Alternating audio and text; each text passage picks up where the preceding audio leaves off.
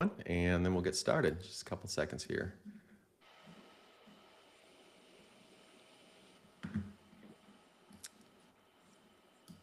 All right, everyone. Hey, I'm Kevin Kerner, CEO of Mighty True. So glad you're all here.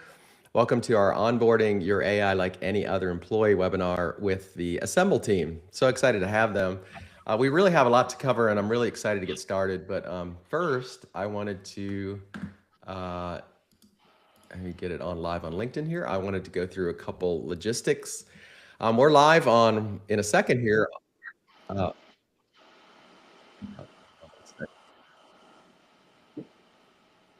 Sorry about that. I had dual live LinkedIn and Riverside going at the same time.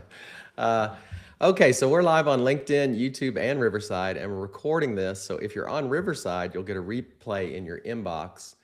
But if you want a copy of the presentation along with the MD file of what I'm going to put together about today, connect with me on LinkedIn, and I'll be glad to send it to you. I'm sure we'll be able to create some skills files out of this, Shiv and Lauren, from what we're doing here. We got 45 minutes together. I'm going to have a conversation with Lauren and Shiv for about 30 minutes, but feel free to put your questions in the chat, and I'll be watching the chat here in a second after I get done with the intro. They've got so much experience with running agents, particularly in marketing, but really across their organization. So use them as much as you can to learn from them, because it's a really fascinating story. So let me introduce Lauren and Shiv. So Lauren Esposito, she is a former Tech Marketing Rewired podcast guest. Thank you, Lauren. So it's good to see you again. She's the Chief Marketing Officer at Asymbl. Before this, she spent over a decade at Salesforce doing everything from, it looks like, product marketing to global campaigns. So she certainly knows how to run marketing at scale. And now she's doing it with humans plus digital labor. So there's a lot more leverage that she is seeing. So welcome, Lauren. Good to see you again. Yeah, super excited to be here. Thanks for having us. And I'm really excited to have Asymbl's Chief Digital Labor Officer, Shivaneth Devon Aryanan. He's the person who's figured out how to actually coordinate all these humans and digital workers together. So if you don't have I tell people, if you don't have yourself a Shiv in your organization, you need to get one for sure, given what you do. So thanks for being here, Shiv. Couldn't agree more. Okay, so let me just, yeah, thanks. So let me just frame why we're both interested in this. Asymbl is really assembling the future of work, and they figured out how to take digital workers and human workers and actually coordinate them, onboard them, one system, shared understanding, real teamwork. It's a pretty amazing company. So I would encourage everyone to go to asymbl.com and see what they're doing, because it's incredible. And at Mighty and True, we help marketing teams hit their growth numbers faster, but we do it in a different way. We use the frameworks that we've built all these years, AI and automation, and humans with a lot of context. So we're reinventing how marketing gets done in the age of AI. And it's a lot of fun right now. It's really fun to be building. So I thought I would set the grounds for at least how I see the growing challenge here in marketing, and then we'll get into the conversation with Shiv and Lauren. So we have this environment, I think, that I see across just about everywhere. It's happening at Mighty and True, where you have these LLMs that we're all in, and they're multiplying, and we're now using multiple LLMs. You've also got, and they have context. You've got platforms scattering context everywhere, like Slack and Drive and Clay and Gong and Oracle and Salesforce, and there's just a lot of AI built into those applications, and there's a lot of context being built in those applications. And now you have these agents emerging that are in the applications themselves, but the agents are also creating there's agents created from these apps and data. So people are using Claude Code and Anti-Gravity and Cowork and all the tools to create their own agents using this data. And so there's all these islands of capability, and there's really, I won't say maybe no shared intelligence is a little too harsh, but the idea of shared intelligence across these things is very complex. And I think that's what we're going to be unpacking today with the Asymbl team, because they seem to have figured some things out here. So I will stop sharing here for a moment, and let me get the share button off here. and we'll go to our team here. So guys, I'll get this started with the post I saw just a couple days ago, and I posted about it a few times and mentioned it to people. Your CEO said you have 160 employees, probably a few more now, and 183 digital workers. So number one, is that true? And from your perspective, just what is a digital worker? Yeah, no, it is true. In fact, we have been, I think our scale of digital workers has doubled just in the 4 months that I have been with Asymbl, which is pretty incredible as well. And so when we think about a digital worker that differs from what an AI agent is, digital labor for us can be any agentic technology, whether that's predictive or generative or even workflow and automated related. And so we identify a digital worker because they are intentionally orchestrated to accomplish a specific job to be done. So an AI agent is capable of different sort of tasks. It can take different sort of actions, but without the intentionality to actually deliver an outcome, people are struggling, right, to develop the ROI. So what I think makes Asymbl really different is we've got like decades of staffing veterans here, and when AI came to market, the way we built our company was actually thinking about AI as a digital worker in the same way you think about as a human worker. So we create every digital worker gets explicit job description. It has explicit KPIs. It has a manager who coaches and talks to it and ensures that it's performing. It is connected into our workflows and our systems. Like we use Slack, our Gmail, our Salesforce orchestration, all of that. And this is really where the unlock happens that transitions it from just an agent who's able to perform sophisticated and valuable functionality to something that's actually driving meaningful business impact. Yeah, that's I think what everyone's probably thinking at this point is what are some of the applications for these agents? Can you give us some non-marketing examples, maybe Shiv, and then some marketing examples for digital workers? And that'll kind of put some context into what we're talking about here. How do you use them across the organization? Definitely. I'll give some thoughts around that. To echo what Lauren mentioned, it is the biggest shift that I saw after onboarding myself into Asymbl as well is that all of these agentic technology is not an IT project. If you look at it from an IT project, yes, it'd be fun to see some of the cool stuff that it can do, but it wouldn't make meaningful impact. So the way we started out, especially internally, like Teddy, which is the SDR that we have, as well as finance. Finance uses their digital workers to not just look at generating Excel and other things, but it's also validating across multiple departments. Also looking at example at our scale, like we're growing so fast, we need multiple perspectives on analyses, FP&As that we'd have to do to be able to understand the impact and different versions of budgeting that we'd have to do. It would have been impossible at our size, or very expensive at our size, to do it at the quality that we wanted, right? So there are different ways of how the application comes in, and that's why the fundamental of this is knowing what good looks like, what you are looking for, what you're trying to solve, and the orchestration model of the jobs to be done, as well as looking at the job description with the KPI, kind of gives you a framework to look at it to say, okay, how would a finance person, if you were to go hire a human worker, what would you look at? And what would you expect out of them? How would you onboard them, right? So every department, every function within Asymbl, especially on our customer zero story, where we deploy digital workers internally first to be able to articulate how this works as well, right? And how we see the value. So those are specific examples. I can definitely talk about engineering, but I think there's so much out there on use cases on how people use all these coding agents and other workflows for engineering outputs. But looking at it purely as an onboarding aspect makes a lot of sense. Yeah. Lauren? Yeah, I think for marketers, the challenge is the noise and the volume. Every marketing tech stack is finding a way to give you some sort of agentic capability. And yet all of those systems are disparate.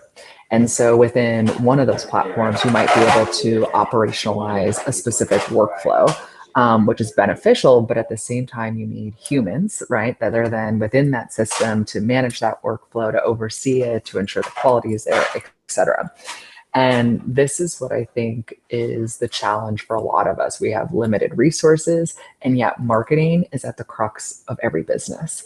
And so we are responsible, to support sales, product, our C-suite, as well as our partners, as well as our customers. I mean, even IT, right? It doesn't stop there. And if we're not thinking about how to orchestrate our workflows, how to orchestrate our marketing team, and we're only thinking about how to leverage all these disparate technologies, we're kind of missing the point. And so for me, the use cases come, well, of course, I've loved being able to leverage ChatGPT or Gemini or et cetera at my early onset to content, even start to integrate, as we were talking just before this call, Kevin, of building websites and, using the power of what Claude Code and Claude Desktop Cowork can do for us. But it's still limited without the context and the information behind it. So what I've actually learned is that I have many use cases, right? As I mentioned, I need the entire company to be enabled on my corporate positioning, our terminology, our voice and tone, so that they can then, right, produce presentations, sales materials, web materials, even, customer service delivery materials, all on brand and in voice and tone. And each one of those is a separate use case technically. But just this week, Shiv launched me Casey, who is now today, he says, our most powerful digital worker at Asymbl. And when you think about that, I thought, oh my God, wow, marketing has the most powerful digital worker. But it's because my use cases are so interconnected across the entire ecosystem of our business.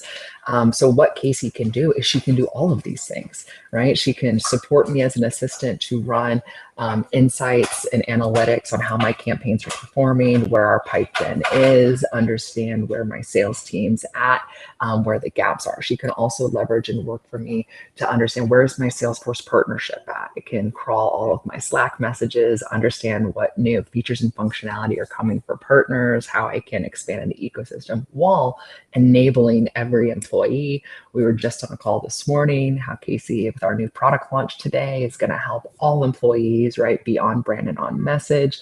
And in addition to that, she's writing blog posts, web copy, right, et cetera. So it has become like, instead of thinking about all of the individual digital workers, which is what we've kind of been doing for the last 6 months, we're now talking about sophistication. And so while it's super impressive that we have almost this one-to-one relationship between human and digital today, we're actually thinking about, does the number even matter in a month? Because it's the sophistication of them that's getting smarter. She can take on many jobs to be done. Casey's going to be able to accomplish many use cases. And again, this makes her a super worker. And I will retract back to the beginning, which says, because I'm not in all these disparate systems, I don't have to train every system on the voice and tone, the guidelines, how to speak, right? I only have to train Casey. And then all of the other disparate systems can be orchestrated with her so that she can ensure, right, every execution, every activity, every insight is captured at scale to help me make better decisions and empower and enable the company to move faster. Exactly. Yeah, And also the other aspect, just to add to what Laura mentioned, is our agents are also talking with each other and getting like a lot of those insights. So you are able to orchestrate like how you would do with human workers. Like there's also the other aspect of a lot of these jobs to be done gets defined at a very human level, looking at it very specifically on what are the outcomes that you want out of this, at what level, and what is the more meaningful work that you want the humans to do, right? So refocusing on you have such amazing talent with less amount of time. The bottleneck is now the humans with good judgment and taste being able to focus on what they're best at. And that is where all of this starts becoming signal, and all of the other things go away as noise. Does not mean agents do less valuable work or low value tasks. That's not what it is. How can you give 10 perspectives instead of one and get like Casey enablement? Shiv likes audio versus Lauren likes to see slides. How can we start delivering this enablement in different aspects back to the people in, you know, such a fast-paced organization and in fast-paced world, right? So those are some of the other angles that we could look at, right? Yeah, very interesting. I think the key idea there is moving from a lot of individual agents, which you probably still have, to now Casey, who's kind of the super agent.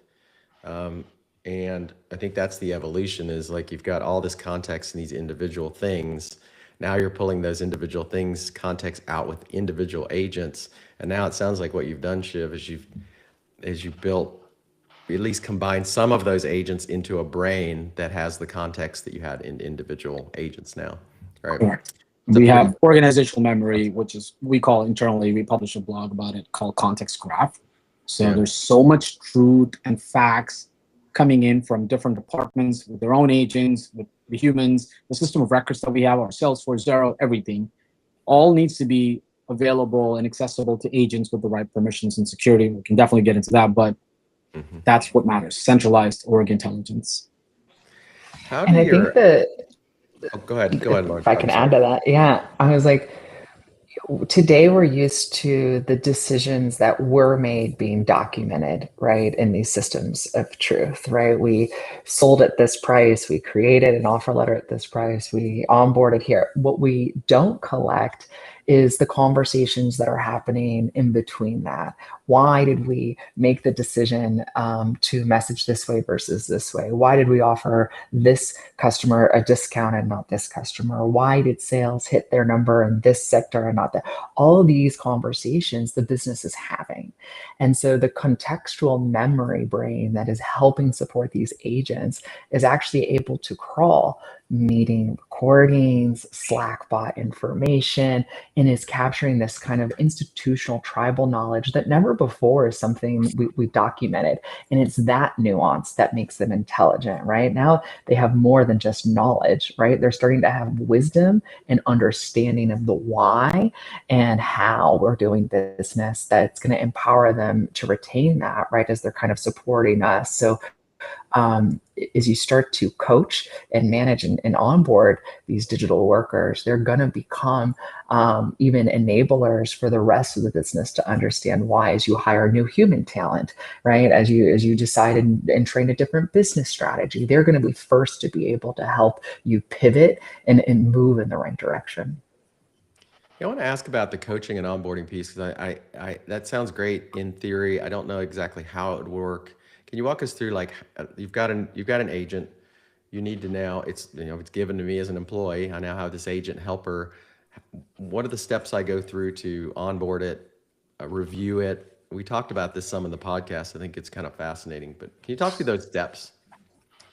Yeah, absolutely. I mean, I can use Casey as our example, right? And so as I think about, here are all of the jobs to be done that I needed marketing to do. At the beginning, it was just, we wanted Casey to validate if the copy that employees were writing was okay to put out. Did it have the right statistics? Was it publicly available information? Was it on brand? Great.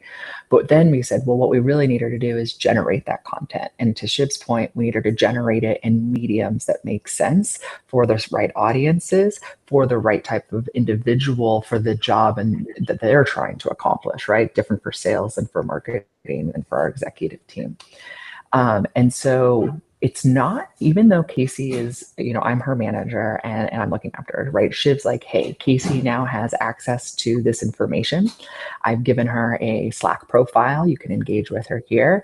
I have given her access to, whether that's the Salesforce organization data or your web flow or whatever, right? Other technology and workflow systems that she's going to need. She's now yours to start to kind of play around with. And so the coaching starts then, right? I can start to engage to say, what task is on my plate today? And I just engage Casey to say, hey, can you execute this for me? Can you write this? Can you review this? Can you build this? And as she's producing, I immediately can catch, hey, this was in the guidelines, you missed it, we don't use M dashes, I'll say. Or actually, this product language isn't exactly correct, tweak it this way. And every piece of feedback I give her now goes into her memory, right? And so the orchestration starts with defining the need, connecting the systems, and then it's a daily conversation. And so the coaching never stops. And the benefit of Casey is that she's going to retain memory, not just from me, but from my creative director, from my writer, from my CEO, from my CRO. And so the more that the rest of the company also engages, she's going to understand, who are these people? What are their jobs? What are they trying to accomplish? And then when she runs into I don't know how to answer that, or I don't have access to that, right? A flag comes back automatically, and she can re-engage with me and say, hey, I need clarity, or she can re-engage with Shiv to say, hey, I need access, or I need more information. And so she's able to train us. We also can even ask Casey, where are you struggling? What gaps do you see in the work you're being asked to perform? And she will resurface that to us to also help us coach her better. So just like a human employee, you can have a two-way conversation. And I'm learning every day. I didn't know any of this 24 hours ago, right? Some of it, right? I didn't have the hands-on tools. So it's an evolution that, my skill set is changing. What is the work where it requires my taste, my judgment, and how can I rely on Casey in ways to elevate and scale that I just, from a cognitive ability, could never, and I think what I didn't tell you already is I've got 3 human team members. It's me, 3 team members, and Casey, right? And we are completely rebranding the company right now. We just launched a whole new repositioning of who we are, as well as delivering, demand gen programs. It's incredible. It's unfathomable, to be honest, what we're able to do because we're empowering these digital workers to really act like team members. Exactly. And to Lauren's point as well, there's a lot of credit there, because to my earlier point as well, if you look at it purely from an IT perspective, obviously peeling the layers of the onion, you can talk about, there's different styles and tastes of memory that we have to bring in. We have to figure out what guardrails, which system access when, etc. Those are great, and all these models are improving so much better every day. And what we realize also is the model is just one, it's inference as a service. But the way Casey has been coached, the reason Casey performs is because of the judgment, clarity, and taste that our marketing directorship and marketing leadership brings in. Very similar, we have,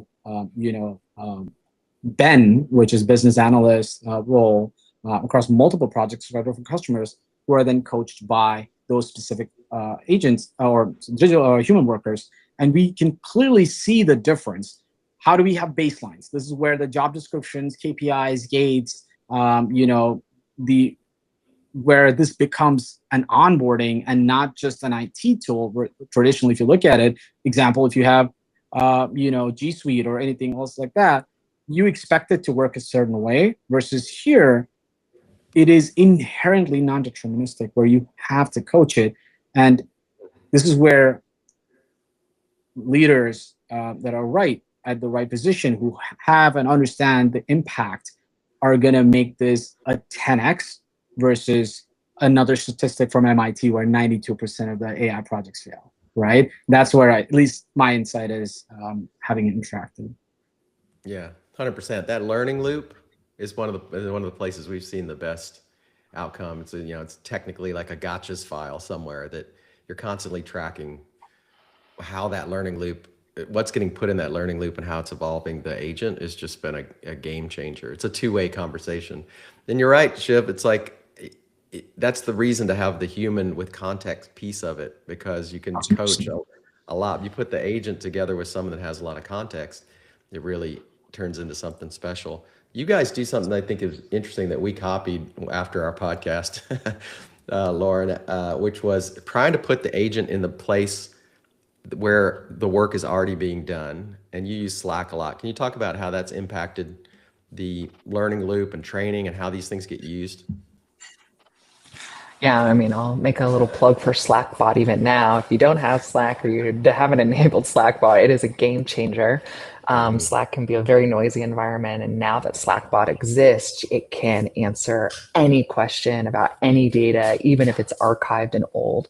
And so imagine now your digital workers have not only access to everything that's going on in Slack, but any other system that you give it work to. So I think time is, just again, like hiring a human employee, your digital worker requires your time and intention when you first onboard it. You have to understand we're going to spend time coaching, conversating, giving feedback, etc.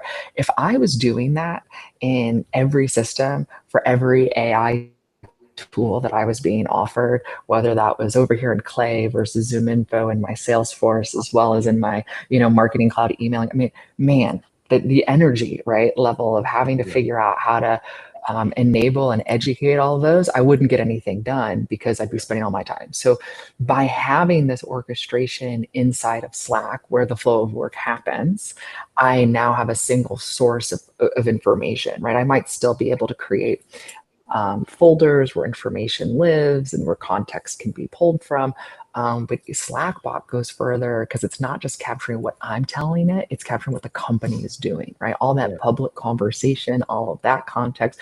So now, because Casey's operating in that flow of work, she is like another employee. She has all that information. She sees what goes on in the all staff post. She sees when the new product announcement happens. It's not only relying on me as her manager, right? Like humans. So the more you can, have that flow, the faster that digital worker is going to be able to perform for your business and not, again, just on a task. Yeah. So game changer. They have Slack profiles. You can crawl your questions, get your answers. They create canvases, help me with my project management. I mean, Yeah. and it's Slackbot's just becoming the operating system, especially for Salesforce users like we are partners. So it's unlocking access to every app as well, and enabling me then, to even help coach my sales teams along the Yeah, way. that's very foundational here and how you guys work, how we're working now is that anything a human can do or see, you can now have a Slack interaction with an agent that can do basically the same thing. There's no limitation on that two-way conversation. It's just like slacking with your friend or your coworker in Slack. That same thing can happen, only the agent can see all the things, unlike the human. We have a lot of context, but they have their own view of the internal context of all these external systems, which is And we just don't have the cognitive ability for that. yeah, right. Like, and that's okay. And so again, how do you think about this to elevate, you know, I haven't seen an AI tool yet, and Shiv and I are bound to fix this, that can create a good presentation, no matter the training, the quality. It doesn't exist yet, and that's okay. So guess what? That means taste, right? And my judgment of how good presentation looks that sales can show up well is still the human priority right now. Yeah. And how do I make sure that I'm putting my energy right into the right things? And not seeing this, as a replacement, but again, an elevation of scale. Yeah, we're getting some great questions here too in the chat. We got a couple. I wanted to ask one last question in the couple minutes we have, and then we'll go to chat. It is in terms of judgment. We talked about this some, Shiv, on our pre-call. It's like, how do you figure out what you want to, because since you can create everything now, and it's not what can you create, it's what should you create. So do you have some judgment model that says, okay, we need this thing now? We could do this, but we shouldn't do it. We should do this. How do you judge what to Sure. actually create? There's the R&D side of things, which is art of the possible. What can we do to be solve problems? And then we obviously as SLT come back and say, hey, we have these capabilities. We could potentially solve this. This is one of the things that Lauren and I were talking about as well, like the kind of leaders that we've hired and we continue to hire. We are looking at this not just from a job perspective, but also like what is the impact, right? So we have obviously as part of lines of business, we are very consultative as well, so we are able to have this conversation. But to the other aspect of what should we be building, apart from going into the job description model, which I'll touch upon, we still go back to fundamental first principles, right? And to be very honest, when I started, I was trying to build stuff just because it looked cool, right? And it's like, oh, it's going to do all these cool stuff. But this comes back to also, our founder's vision with Brandon and the V2 moms that we have. There is measurable impact that people have to deliver in their jobs. And we are at a stage where it wouldn't be possible unless you augment this through multiple perspectives, and you have to be at that pace. So there are clear gaps that you get to see. As an example, I'll not even go into hours displaced, and just look at pure quality. For us to be able to understand which customers should we be targeting, why we lost a specific deal, or how else could we pitch it, just in sales aspect alone, understanding 2 years worth of call transcripts and picking out themes, creating mental models, having folks interact with, those are things we couldn't do as humans, just pure from a data volume perspective. Now, the other angle also, we have a lot of our digital workers who are, you use them purely for perspective.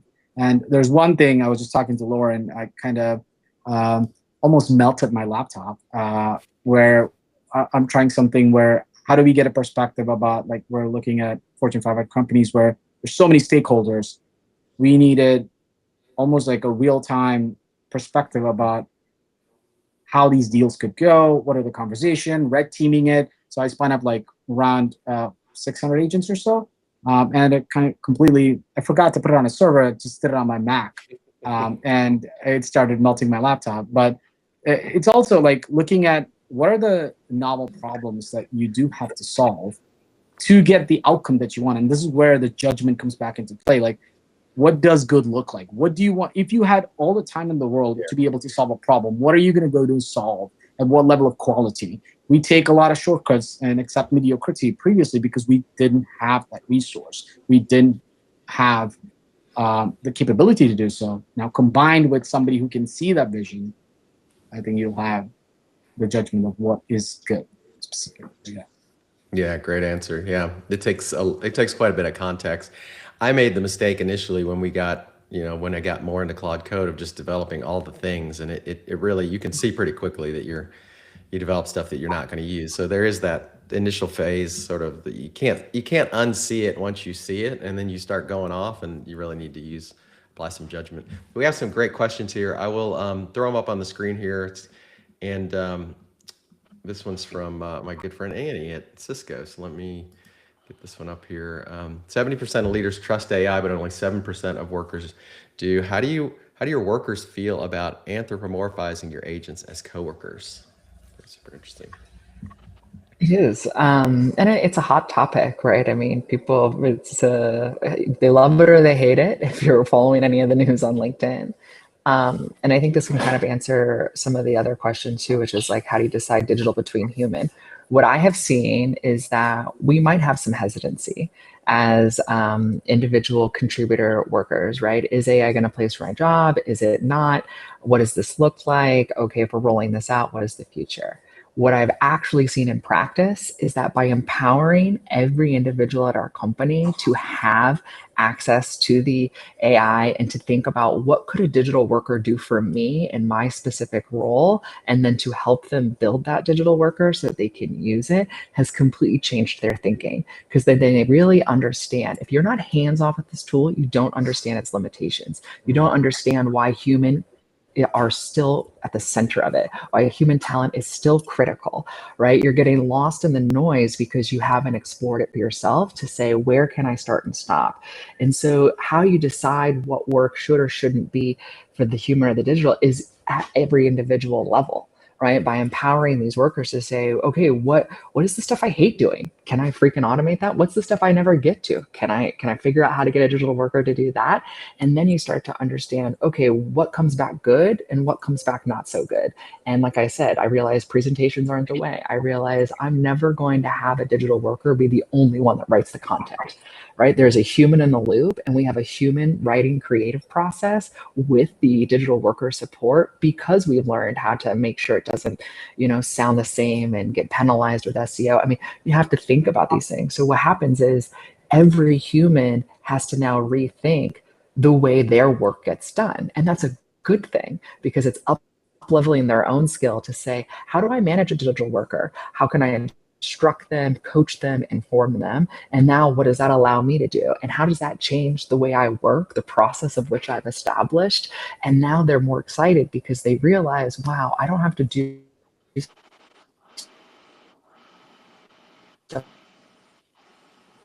Oh, Oh, we user? might have that I was a little.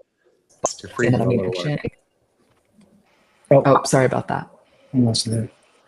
Yeah, I also just wanted to add one point to what Lauren mentioned there. I have a perspective on this as well, which is one of the reasons I think specifically like the 70% of AI, leaders trust AI. There is inherently a definite bias there because leaders have a lot more access to context and a lot more freedom to be able to take certain decisions versus down the chain you get kind of told here are the things you should be going and doing with AI, and that's kind of the box that people get put into. But one of the reasons, like Brandon and I always have these conversations. It's a constant battle between all the different kind of use cases that he comes up with, and even though I'm the chief digital labor and technology officer, there's a lot of times where he comes back and look at how I made Stanley do X, Y, and Z.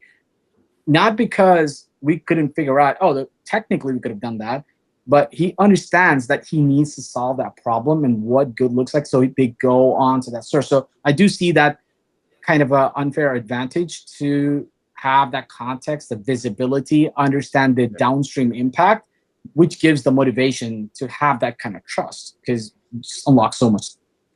Yeah, 100%. Let me pick out another question here. So this is just foundationally, like what's the first step? You guys are so far into this. Like, how do you start this? Yeah, I can. Go ahead. I mean, go ahead. Don't be afraid to start by starting.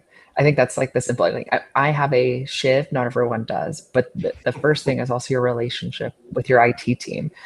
This is not an IT project, and IT doesn't always understand the discrete needs of each business function. Shiv is the opposite of that, having run his own business and thinking in different ways. So the more that you can come to the table with IT to say, hey, this is what I'd love to test. This is what I'd like to try. Focus small and then see what you can build. Get your hands, onto these tools and these systems and see what's possible. We're also here. We have lots of opportunities in our service engagements to help you define exactly that. One job to be done, one use case, get the right stakeholder investment, and get one agent live, in 60 days. And so the first one will unlock a new way of culture, of thinking, and strategic alignment with your business partners. So it's just start by starting. And I also wanted to add one other aspect is sometimes your work might not allow you to have an AI for whatever reason.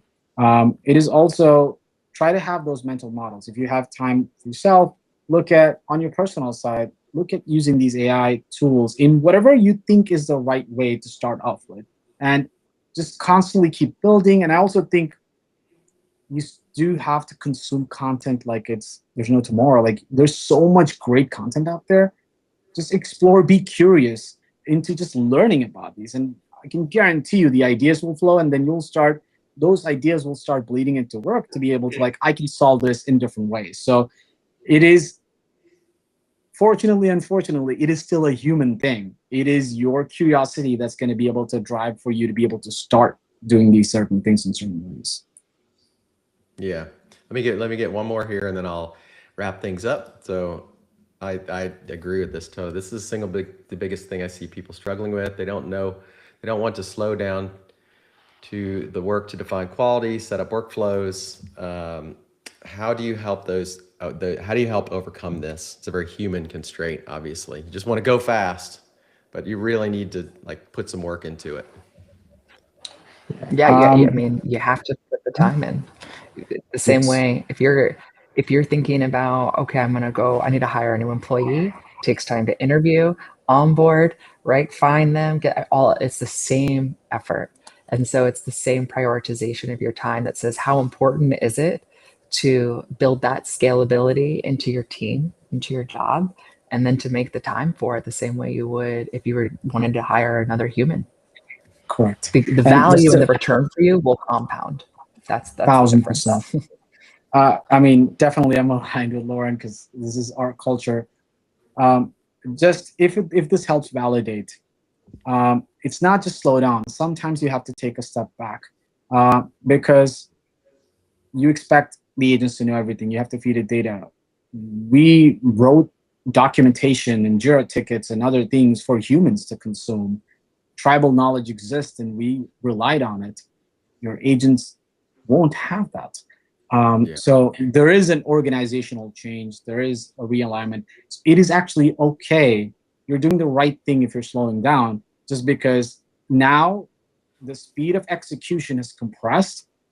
That just makes it that you're planning and thinking about what the outcome is and how you're going to get there and what good looks like is where you have to spend time. That is why it is knowledge work, right? You have to step back. You have to organize better. That is a prerequisite before you start. So step 0 is that, if you ask me.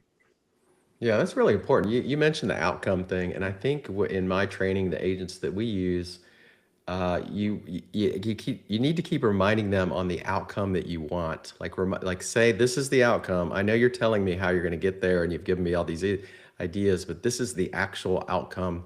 And if you train the agent to be focused on that, you get really good output from it. And then of course the learning piece is really big. And then I didn't want to get too technical about it. As we go from starting agents to intermediate agents, one of the things also is a lot of this is non-deterministic, but have checks and balances. Human loop is one of them. You can even have the traditional ways of, like, example, let's say Jira, where the status changes, or somewhere where you are able to put it back into a box where you understand what the output should be. So that becomes a deterministic step for you to be able to validate. But you can go on. Shiv, you're killing me. I'm fighting everything in my being to not go into like super technical discussion here.